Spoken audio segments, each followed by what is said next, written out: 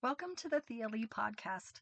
It is January 9th, 2026, and we are on day 9 of reading through the Bible. Today we pick up with Isaac and Rebekah's sons, Esau and Jacob, and it talks about how as the boys grew up, Esau became an outdoorsman and a skillful hunter, but Jacob was quieter and he stayed at home. It says that Isaac really loved Esau because he loved eating the wild game that he brought home, but that Rebekah really loved Jacob. One day, Esau comes home from hunting and he's starving and tired, and he asks Jacob for some food, and Jacob is cooking some stew. So Jacob says, okay, fine, I'll give you some food, but first trade me your rights as the firstborn son. And Esau says, well, what do those rights do me?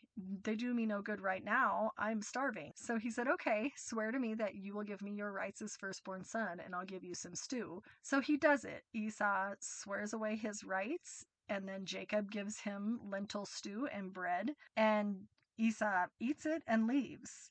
So obviously Jacob is kind of manipulative, but Esau also shows contempt for his rights as the firstborn son.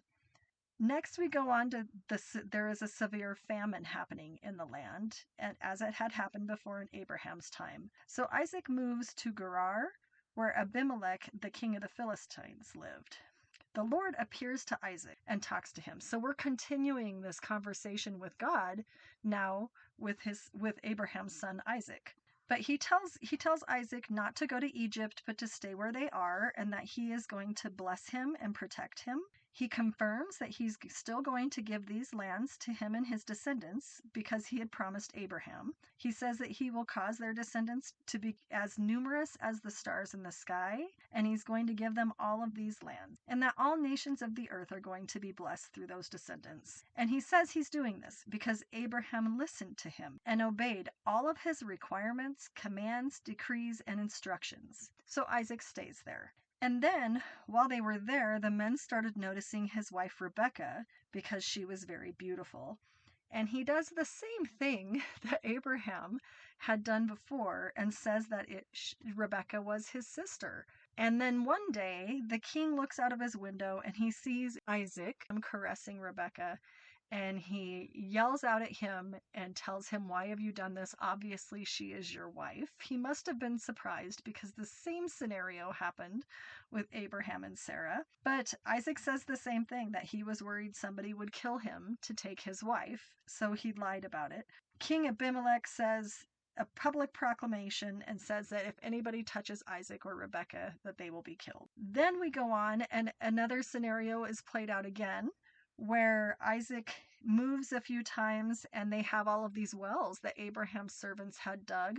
There starts to be conflict over those wells. That year, when Isaac planted his crops, he harvested 100 times the grain that he planted, and God was blessing him. He became a very rich man. All of his flocks and herds of animals were growing, and the Philistines started to become jealous of him. So they filled in all of these wells with dirt. So finally, Abimelech comes and tells Isaac, you are just too powerful for us now. Please move. So he moves to Gerar Valley, and they discovered a well of fresh water there, but then the shepherds from that area claimed the spring. So then they move again, and Isaac's men dig a well, but again there's a dispute over it there.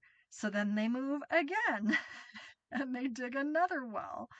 And this time, nobody was disputing. And so finally, they're at a place where there's enough space for them to prosper on this land. From there, they move on to Beersheba, and the Lord appears to Isaac the night of his arrival and tells him again, I am the God of your father Abraham. Don't be afraid. I'm going to bless you. I will multiply your descendants. They're going to be a great nation. And I do this because of my promise to Abraham, my servant. So there, Isaac builds an altar and worships the Lord. And they dig another well, of course.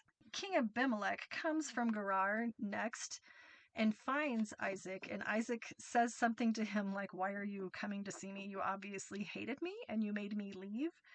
But King Abimelech says the same thing he said to his father Abraham. He says, obviously God is with you, so we want to enter a treaty with you that we will not harm you and you will not harm us. So they do this, and of course they dig a well there and name it Beersheba. Next, it goes on to say that Esau, when he was 40, married 2 Hittite wives, Judith and basement, but that his wives made life miserable for Isaac and Rebekah. Now Isaac is getting really old and he's turning blind. So he calls Esau in one day and tells him that he wants Esau to go out and go hunting and bring in some wild game and make his favorite food, and that he will give him his blessing because he wants to give him his blessing before he dies. So Esau leaves to go do this, and Rebekah overheard that conversation. So she calls in Jacob and tells him to go kill a couple young goats, and she would fix their father's favorite meal, and that he could take it into his father and get the blessing instead of Esau.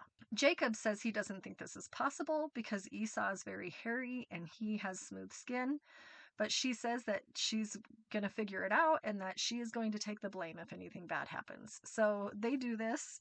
She takes the goat skin off of the goat that she prepares and she puts it on Jacob's arms and neck, and Jacob takes the food in to their father Isaac. Isaac asks who it is, and he says that he's Esau. And Isaac says, this doesn't make sense. You have the voice of Jacob, but you feel like Esau because he touched his arms and he felt the hair. So he eats the food.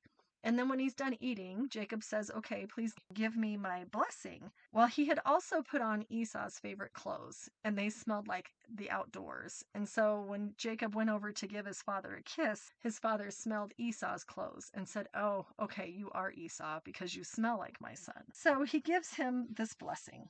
From the dew of heaven and the richness of the earth, may God always give you abundant harvests of grain and bountiful new wine. May many nations become your servants, and may they bow down to you. May you be the master over your brothers, and may your mother's sons bow down to you.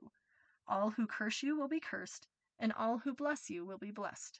So just when this is done, almost before Jacob leaves, Esau comes in with his wild game that he has killed for his dad and tells his father, sit up and eat my wild game so you can give me your blessing. And they figure out, of course, that Jacob has tricked him. Esau is just crying and very upset, and Isaac starts shaking, and it's just this horrible scene. And Esau's saying, well, it doesn't matter, bless me too.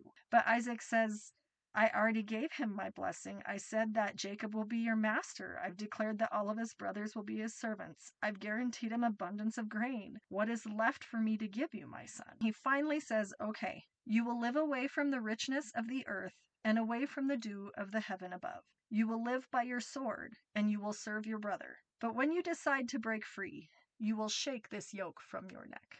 After this happened, Esau, of course, was really upset and decided that as soon as his father died, that he was going to kill Jacob. Rebekah hears this, and she decides that she must send Jacob away until things kind of calm down. So she tells Jacob that she wants him to go to her family, to her brother's house, Laban's house, and live there. She also decides that she does not want Jacob to marry any of the local Canaanite women because she does not like Esau's wives. So she tells Isaac this, and Isaac also tells Jacob that this is what he must do. He must go away and go live with Rebekah's family and find a wife.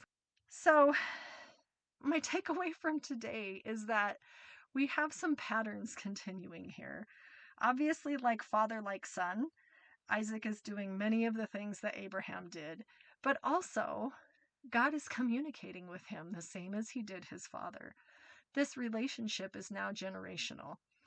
And then, of course, we have Jacob and Esau, and we have sibling rivalry happening again. Two brothers that aren't getting along, and this time at least, we don't have one killing the other. Thank you for listening today. We'll talk to you tomorrow.